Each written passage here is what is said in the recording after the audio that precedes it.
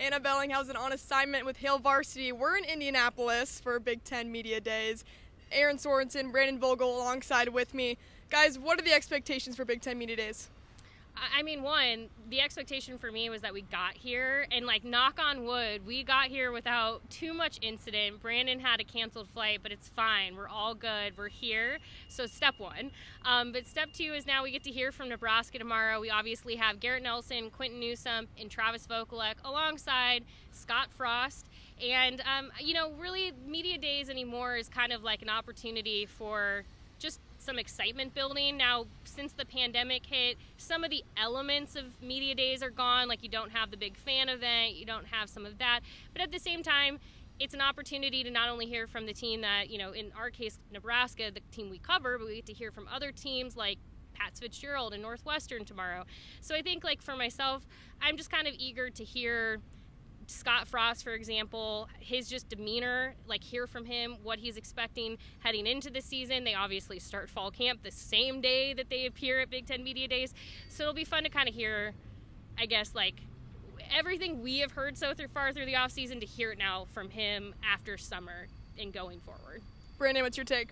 Yeah, I think from Nebraska's perspective, offense will probably take a little bit of center stage just because it's the side of the ball we know relatively the least about. So I expect Frost to get a lot of questions about Mark Whipple, the direction that offense is going. We don't know who's the quarterback yet at Nebraska, so that'll be a key talking point. I think broader from a Big Ten sense, Penn State, there's a group of Penn State athletes who have recently been in conversation with Commissioner Kevin Warren about some student athlete rights. I expect to hear a lot about that from everybody we hear from on Tuesday.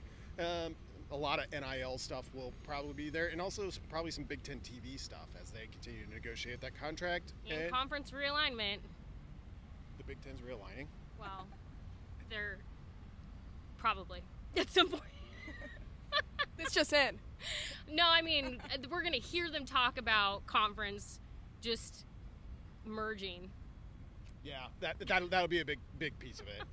I mean, the SEC had its turn yesterday, and we're moving towards this Power 2 setup, I guess is what we're calling it for now, and this is the other one. Another big talking point, preseason ranks came out, guys. Nebraska slotted at number 5 in the West. What are your thoughts on that? It makes sense. Nebraska was, 3-9 last season, 1-8 in the Big Ten. My brain, I was going to sit here and think every season since, it was 3-5 in 2020, 5-7 in 2019, 4-8 in 2018. So when you kind of look at what Nebraska has been the last few years, the reality is they have not really earned that, they're kind of where they are because that is just the expectation right now. But that also allows Nebraska to prove people wrong. So it's one of those things where, if you're a fan, you might feel slighted, but at the same time, it's really, honestly, in my opinion, it's where Nebraska is right now, at least at the end of 2021. Now, heading into 2022, there's plenty of reason to be excited. You have 33 new scholarship players, an entirely revamped offensive staff, a little bit of a change on the defensive side too. So all of the pieces are there to certainly see a change, but basically what this preseason poll is saying is, we need you to show us first. We don't want to give that to you without seeing it. I think Nebraska had in the past probably been overvalued, and so because of that, I think people are almost trying to course correct. So right now we're kind of where we're at. Yeah, it would have been surprising to me, I think, to see them much higher than 5th. I mean, the only team in the West Nebraska beat the last time they played was Northwestern. It's got a 2-game losing streak to Illinois, which was 6. Northwestern was 7, and then Nebraska hasn't beat Iowa in how long? It's beat Wisconsin once in the Big Ten era, and you've got Minnesota and Purdue in there as well, which have given Nebraska problems. So it's kind of hard to make a compelling argument otherwise, I think, and there's just so much unknown with all of the offseason change there. And on the other side, Ohio State, a prohibitive favorite to win the East and win the Big Ten. No surprise there, though.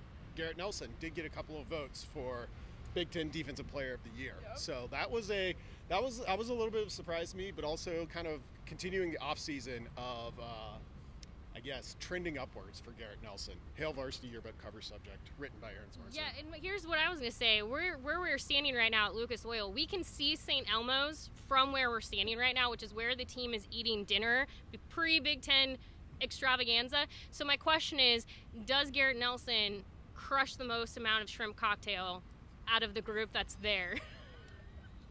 How much shrimp cocktail do you think? I mean, how much shrimp cocktail? They go through a ton of shrimp cocktails. The thing at St. Elmo, it's what you go there and what you get. I have never had it personally. Nope.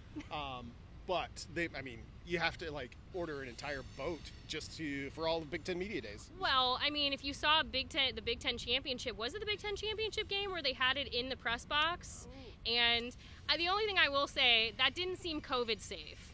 There was just a lot happening there. I mean, I would have gladly just picked up a whole tray and just taken it with me, but that didn't probably seem like it would also be welcomed.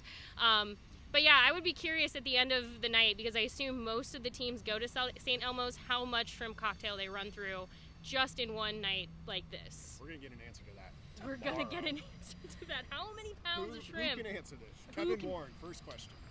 If you hear the question about shrimp to Kevin Warren, it may or may not have been Hail Varsity. Just that is what it is.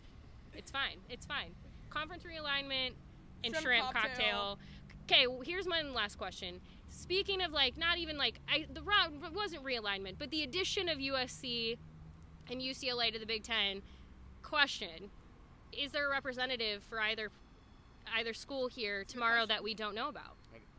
Nothing was announced, but I would be surprised, I think, unless maybe it's they'll do it next year, which is possible. It might be too soon. It might be too raw for the Pac-12 at least. They don't want to throw it in their face. You're saying that we're not going to walk in and there's not just going to be confetti and Well, I mean, I'm sure USC and UCLA representatives would appreciate it. I don't know if the Pac-12 would appreciate it, but do we care? Does anyone care about making the Pac-12 mad at this point? I mean, who knows by this time tomorrow when the Big Ten kicks everything off, if the Pac-12 has not made some kind of wild decision on something else by that point. So it's going to be, here's the thing, media days have started to kind of trend into, they're not always the most informative. You're not getting breaking news, but you do get a bit of a sense of what a team's expectations are. You do get a little bit of fun. For those who do care, and some of you, I promise on this YouTube channel you're already rolling your eyes, but if you care about fashion, you also do get to see some of the best suits. Mm-hmm. They kind of roll the red carpet out for a day like tomorrow and Wednesday. So, I mean, there's a lot of fun still to be had, even though media days have evolved and changed a little bit. So yeah, it'll still be fun, and we're excited to keep bringing all the content to everybody here on YouTube and at hailvarsity.com and beyond. Well, thanks so much, guys. Shrimp cocktail, fashion, Big Ten, realignment. We'll cover it all here. Make sure you stay tuned. hailvarsity.com and our YouTube channels.